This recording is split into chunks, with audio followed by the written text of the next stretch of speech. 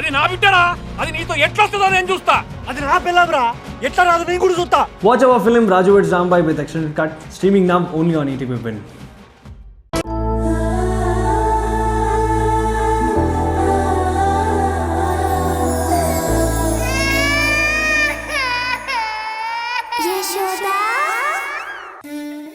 రే, ఆ సుబ్బరాజు గడు మీకేమైనా టచ్లోకి వచ్చాడా? లేదు మేడం, రాలేదు. మన డాక్టర్స్ కాలనీ వైపు ఆ యశోద వస్తే మాత్రం నాకు ఇమ్మీడియట్గా ఇన్ఫార్మ్ చేయండి. అలాగే మేడం. సరే, మీకు ఒక పని చెప్తాను, అది చేయండి రా.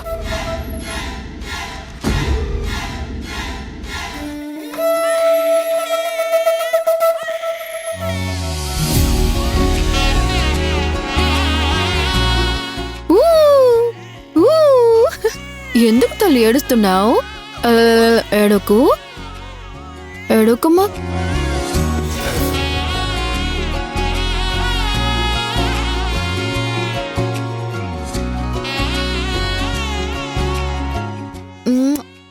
జయ,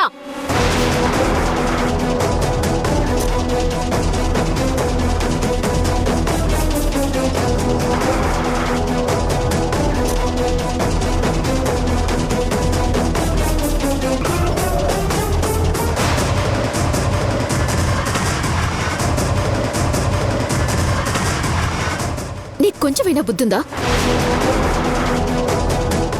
నేను మళ్ళీ చేస్తాను, ఉండరా. పాప దాని పాటికి అది ఆడుకుంటుంది కదా, నువ్వెందుకు దాన్ని కదిలిస్తున్నావు? అసలు పాపని ఎందుకు ముద్దు పెట్టుకున్నావు? అదేంటి తల్లి, పాప ముద్దొచ్చి ముద్దు పెట్టుకుని ఉన్నాను. ఇదే నీకు లాస్ట్ అండ్ ఫైనల్ వార్నింగ్. ఇంకొకసారి నువ్వు పాపని ముద్దు పెట్టుకోవటానికి వీల్లేదు.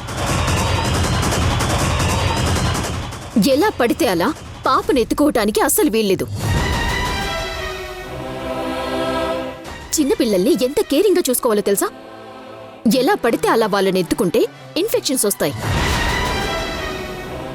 పాపకి రేపొద్దున ఏదైనా ప్రాబ్లం వస్తే బాధపడేది మేము, నువ్వు కాదు. ఇక మీద నుంచి ఇంటికొచ్చిందానివి, నీ పని నువ్వు చూసుకో, ఒక మూలన కూర్చో.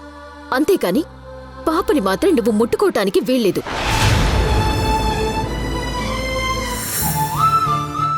భుజమా, ఏంటమ్మగారు? వెంటనే గీజర్ ఆన్ చేసి పాపకి స్నానం చేయించు. పాపని జాగ్రత్తగా చూసుకో. అలాగే అమ్మగారు. అదేంటి తల్లి, పాప నేను ముట్టుకోకూడదా? ఏ బుజ్జమ్మ నేనొకటి కాదా? కాదు, నువ్వు వేరు, బుజ్జమ్మ వేరు.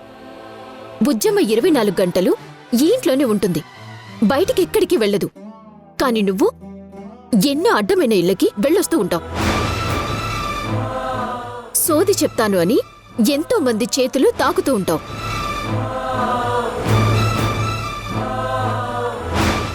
ఎక్కడ పడితే అక్కడ కూర్చుంటావు. అటువంటి నీ దగ్గర నుండి పాపకి ఇన్ఫెక్షన్స్ రావటం అనేది చాలా ఈజీ. అసలు ఈ పాప గురించి నీకేం తెలుసని? ఈ పాప ఎంత స్పెషల్ నీకు తెలుసా? ఇదేంటి, పాప గురించి మొత్తం చెప్పేసేలా ఉంది. ఈ పాపకి జరగబోయేవన్నీ ముందే తెలుస్తాయి.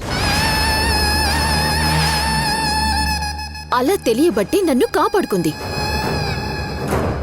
అలాగే నా పాప ఈ ప్రపంచంలో అందరికన్నా తెలివిగలదవుతుంది. అన్నింటికీ మించి నా పాపంటే నాకు ప్రాణం. దీనికేమైనా అయితే నేను తట్టుకోలేను. ప్లీజ్, నేను ఎందుకు చెప్తున్నానో అర్థం చేసుకో. ఇంకొకసారి మాత్రం నువ్వు పాపని టచ్ చేయొద్దు.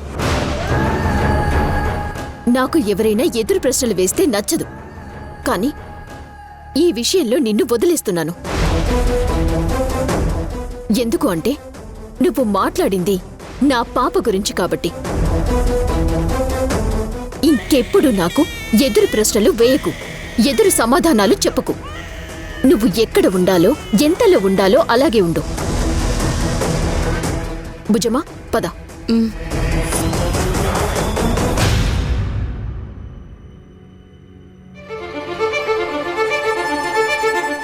జయ, బాధపడుతున్నావా? నీరజ మాటల్లో నీకు కోపం కనిపిస్తుందేమో, కానీ ప్రేమను చూడు. పాప రోజు రోజుకి నీరజకి ప్రాణమైపోతుంది. పాప విషయం నేను, నీరజ, బుజ్జమ్మ చూసుకుంటాం. అయినా పాప విషయం చూసుకోవడానికి బుజ్జమ్మ ఉంది కదా, ఇక నువ్వెందుకు చెప్పు?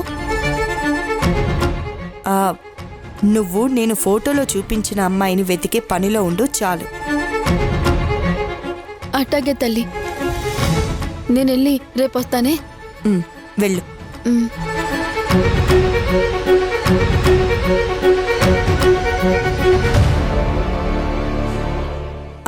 నీరజా, ఏంటి మమ్మీ? నువ్వు మరీ అంతగా కసురుకోకే. నీ మాటలు వినడానికి చాలా కఠినంగా ఉన్నాయి. అసలే అది సామాన్యురాలు కాదు. కోపం వచ్చిందంటే ఏదో ఒక శక్తి మన మీద, పాప మీద ప్రయోగిస్తుంది. ఊరుకో మమ్మీ, నువ్వు నీ మూఢనమ్మకాలు, నీ భయాలు, దానికంత సీన్ లేదులే. నీకు చెప్పినా నా మాటలు అర్థం కావులే. ఎప్పటికి అర్థం చేసుకుంటావో ఏంటో.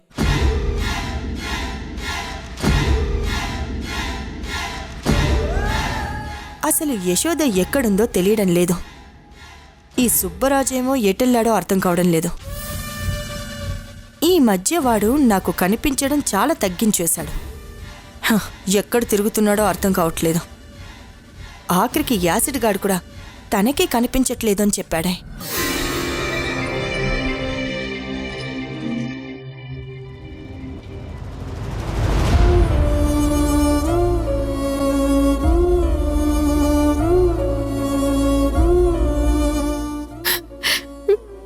భగవంతుడా, ఏంటి నాకు ఈ పరీక్ష? నా బిడ్డని నేను ఎత్తుకుంటే బయట వాళ్ళతో మాటలు పడాల్సిన పరిస్థితి నాకెందుకు? నా బిడ్డని నాకు దగ్గర చేయి స్వామి. ఇంకెన్ని రోజులు నేను ఈ నరకం అనుభవించాలి? దయచేసి నన్ను ఈ నరకం నుంచి తప్పించు. రోజు రోజుకి నీరజ పాపకి బాగా దగ్గరైపోతోంది. పాప కూడా నీరజకి బాగా దగ్గరైపోతే అమ్మో, అప్పుడు అప్పుడు నా పరిస్థితి ఏంటి?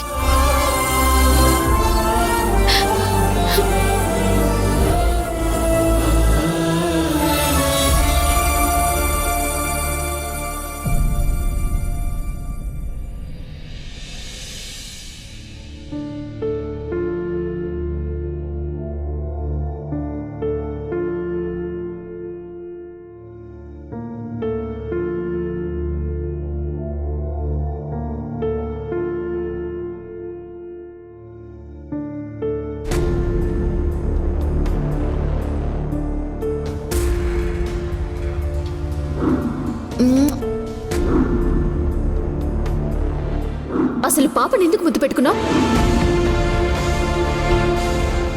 ఇంటికొచ్చిందానివి, నీ పని నువ్వు చూసుకో, ఒక మూలను కూర్చో. అంతేకాని పాపని మాత్రం నువ్వు ముట్టుకోవటానికి వీల్లేదు.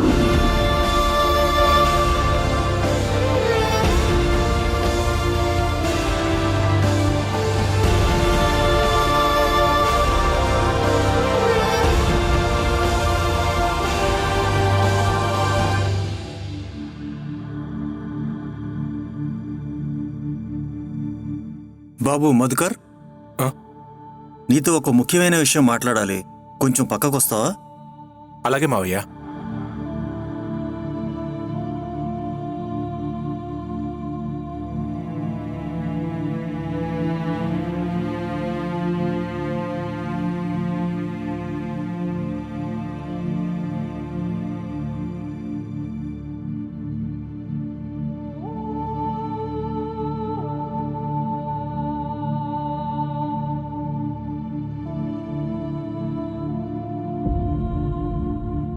చెప్పండి మావయ్య. నేను చెప్పేది జాగ్రత్తగా విను మధు. అది విన్న తర్వాత నీ మనస్సుకు ఏది అనిపిస్తే అది చెయ్యి. అంతేకాని అందులో బలవంతం ఏమీ లేదు. చెప్పండి మావయ్య. చూడు మధు, పెళ్లిడికొచ్చిన ఆడపిల్ల పెళ్లి కాకుండా ఇంట్లో ఉంటే బయట జనాలు చాలా రకాలుగా అనుకుంటారు. అది నీకు తెలియంది కాదు. అందులోనూ యశోద ఒక బిడ్డకు తల్లయింది. తనకంటూ ఎవరూ లేరు. తనిప్పుడు ఎవరికీ చెప్పుకోలేని బాధ మనసులో అనుభవిస్తుంది. నువ్వు తనలో సొంత చెల్లిని చూసుకుంటున్నావు. తను నిన్ను అన్నయ్యగా భావిస్తుంది. అలాంటప్పుడు తన జీవితాన్ని చక్కదిద్దాల్సిన బాధ్యత కూడా నీ మీద ఉంది. అలాగే మా మీద కూడా ఉంది. యశోద జీవితం మారాలన్నా, తన జీవితంలో కొత్త వెలుగు రావాలన్నా తనకి ఉన్నపళంగా పెళ్లి కావాలి మధు.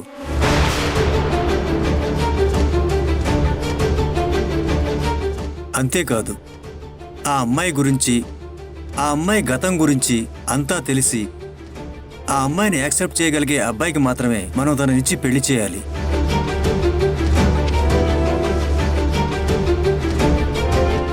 ఈ రోజుల్లో అలాంటి అబ్బాయిలు కానీ, అలాంటి అత్తమామలు కానీ దొరుకుతారని నేను అనుకోవటం లేదు.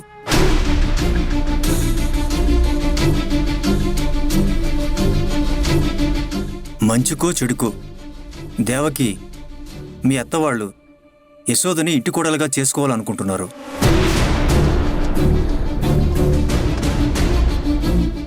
సుబ్బరాజు కూడా యశోదని ఇష్టపడుతున్నాడు.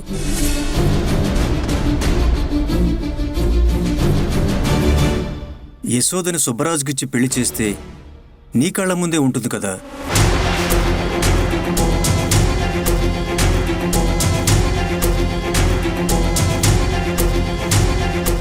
పైగా అమ్మాయికి ఎక్కడా ప్రాబ్లం రాదు. ఒక్కసారి ఆలోచించు. కావాలంటే సుబ్బరాజు నీ దగ్గరే పెట్టుకో.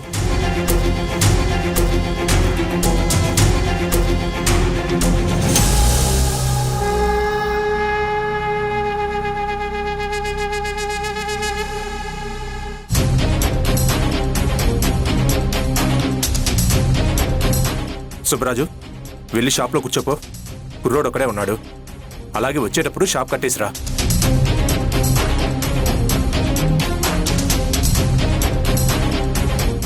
ఏంటన్నయ్య, సుబ్బరాజు గారు ఇప్పుడే కదా ఇంటికి వస్తున్నారు. ఒకవేళ షాప్కి పంపించాలి అనుకుంటే సుబ్బరాజు గారికి ముందే ఫోన్ చేసి చెప్పొచ్చు కదా. ఇంటికి వచ్చిన తర్వాత ఇప్పుడు పంపిస్తున్నావు. ఇంకొక అరగంట అయితే షాప్స్ క్లోజ్ చేసే టైం అవుతుంది కదా. ఇప్పుడు వెళ్ళడం అవసరమా? సుబ్బరాజుకు ఊళ్ళు తిరగడం బాగా అలవాట్లే యశోద. నువ్వేం కంగారు పడకు, వెళ్తాడు.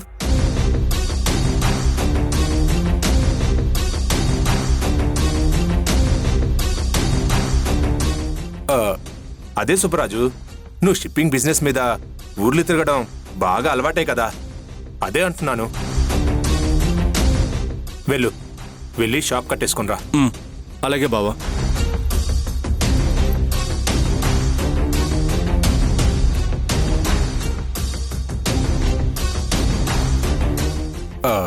నీకి నువ్వు వెళ్ళి అక్కడ రాసుకోమ్మా.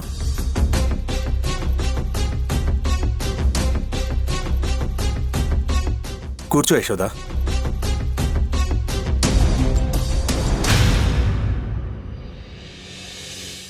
యశోదా, నువ్వు నన్ను సొంత అన్నయ్యలాగా ఫీల్ అవుతున్నావు కదా.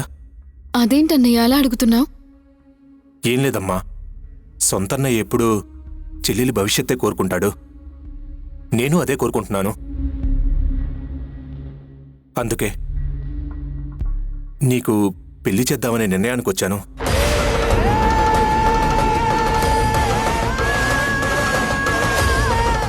అలా అని ఏదో ఒక సంబంధం చూసి నీకతనిచ్చి పెళ్లి చేసి పంపించేయాలని కాదు, నీ జీవితం బాగుండాలని ఆలోచిస్తున్నాను.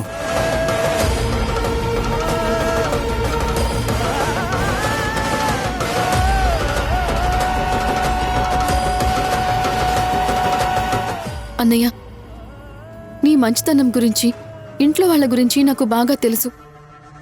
మీరు ఏం ఆలోచించినా నా గురించి ఆలోచిస్తారు, కాదన్నను. కానీ ఇప్పుడు నాకు పెళ్లి చేసుకోవాలి అన్న ఆలోచన కానీ, కొత్త జీవితాన్ని స్టార్ట్ చేయాలి అన్న ఉద్దేశం కానీ లేదన్నయ్య.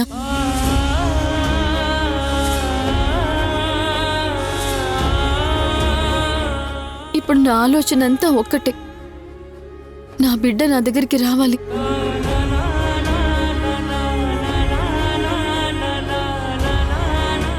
అసలు నా సొంత ఫ్యామిలీ ఏది, నా అనే వాళ్ళు ఎవరున్నారు, ఎక్కడున్నారు, ఎలా ఉన్నారు, వాళ్ళు అసలు ఆనందంగా ఉన్నారా లేకపోతే నాలాగే ఏదైనా ఆపదలో ఉన్నారా, ఇవేమీ తెలుసుకోకుండా నా వరకు నేను నా జీవితంలో సెటిల్ అవ్వాలని అనుకోవడం లేదు.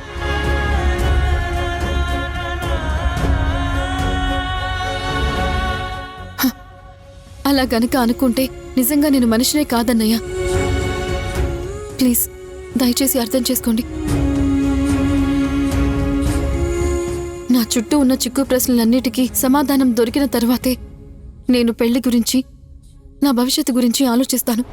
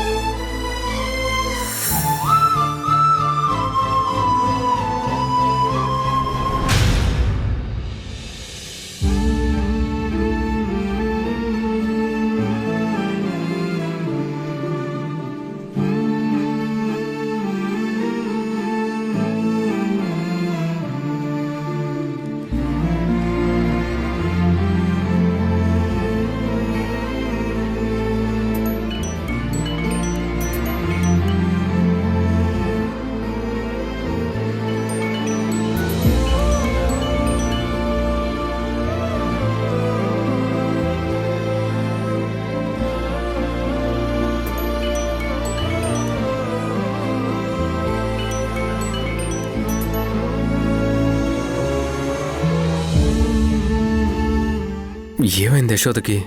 ఎందుకు నా ఫోన్ లిఫ్ట్ చేయటం లేదు? తనేమైనా ప్రాబ్లంలో ఉందా? అసలు యశోద దగ్గర ఏం జరుగుతుందో అర్థం కావట్లేదు.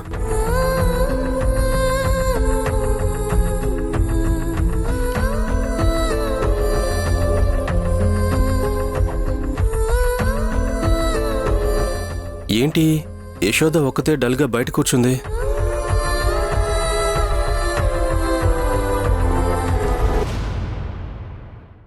దేవకి, దేవకి! వస్తున్నానన్నయ్య. ఏంటన్నయ్య? ఏంటి దేవకి, యశోద బయట డల్గా కూర్చునుంది, ఏమైంది?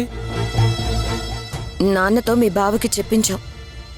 మీ బావ యశోదని డైరెక్ట్గా పెళ్లి గురించి అడిగాడు. ఒప్పుకుందా?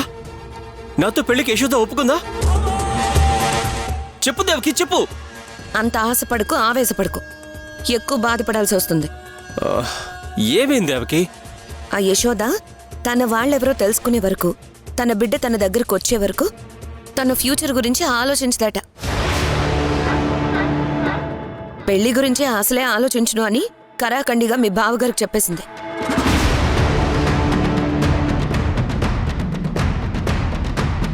తను అలా చెప్పగానే మీరు సైలెంట్గా ఉండిపోయారా? కొంచెం ఫోర్స్ చేసి ఎలాగోలా ఒప్పించచ్చు కదా. మనం ఫోర్స్ చేస్తే ఆ రామయ్య తండ్రి జానకమ్మలకి మనకి తేడా లేదని ఇక్కడి నుంచి కూడా వెళ్ళిపోతుంది. కొంచెం ఓపిక పడదాం. ఇంకెన్ని రోజులు ఓపిక పట్టాలి? నేను గానీ ఆ యశోద గానీ ఊర్మిళకి దొరికిపోయామే అనుకో. ఓపిక పట్టక మరేం చేద్దాంరా? నీ దగ్గర ఇంకేమైనా ఐడియా ఉందా? అసలు విషయం చెప్పేస్తే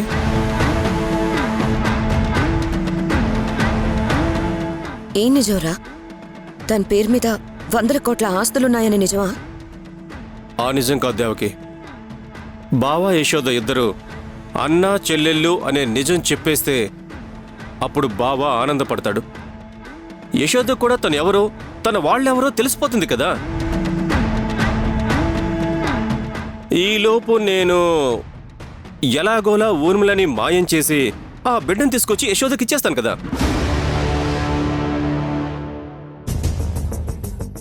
అప్పుడు యశోద కోరుకున్నట్లు తన ఫ్యామిలీ ఏంటో తనకు తెలుస్తుంది. తన బిడ్డ తన దగ్గరికి వస్తుంది. అప్పుడు మనం అందరం వేరే ఊరికి షిఫ్ట్ అయిపోదాం. ఏమంటావ్?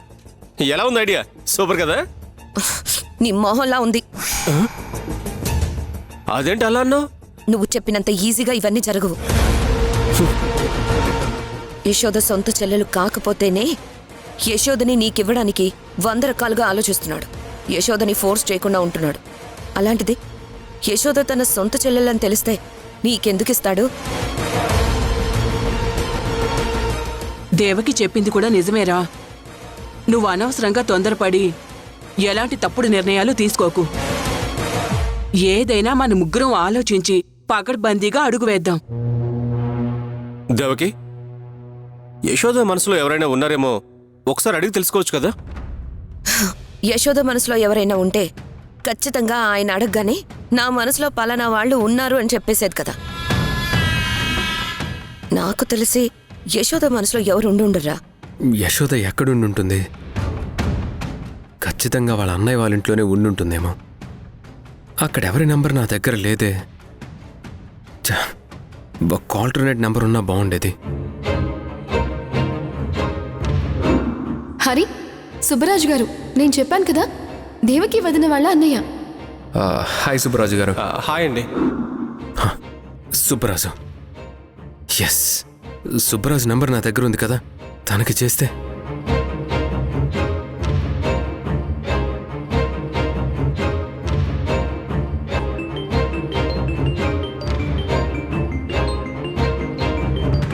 ఇదేదో కొత్త నెంబర్ లాగా ఉంది. హలో. హాయ్ సుబ్బరాజు గారు, నేను హరివిటల్ని. హరి విఠల్లా? ఈ పేరెక్కడో విన్నట్టుగా ఉంది. నేనండి, యశోద ఫ్రెండ్ని. చెప్పండి, ఎలా ఉన్నారు? నేను బాగానే ఉన్నాను, కానీ యశోద ఫోన్ లిఫ్ట్ చేయడం లేదు.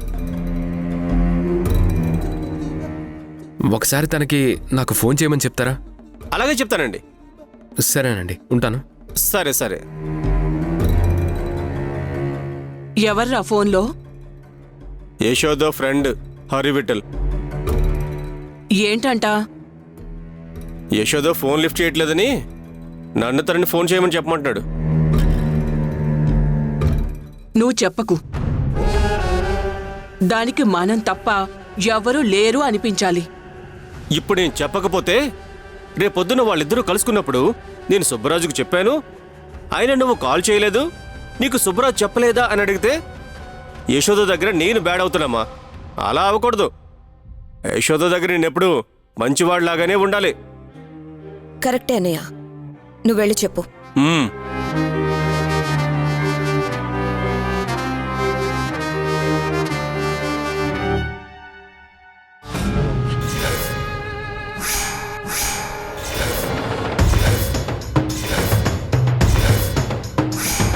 నీ శత్రువుని చూడాలనుందా? అవును.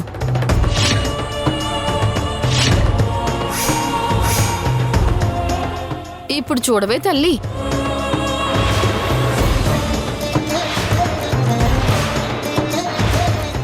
అది ఆ యశోద. యశోద వేటపాలెంలో ఉందా? అవునే తల్లి.